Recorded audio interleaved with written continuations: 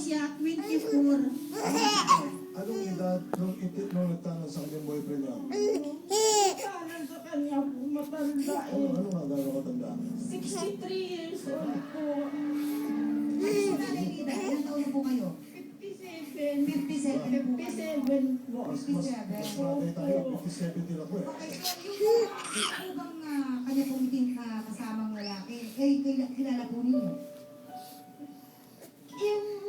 Yung kilala ko yun kasi yung ama ko na dinakabawan ko, naglabasa ako.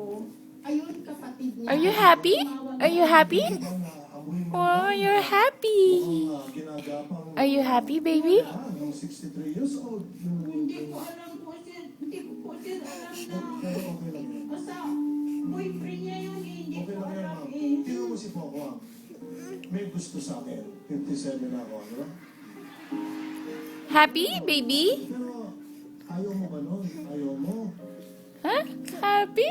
Wala na Happy? po akong magawa. Ang gusto ko Oh. mangyayari sana. Mapakita sila sa akin dahil Pasko. Gusto ko makapili sila ng Pasko ngayon.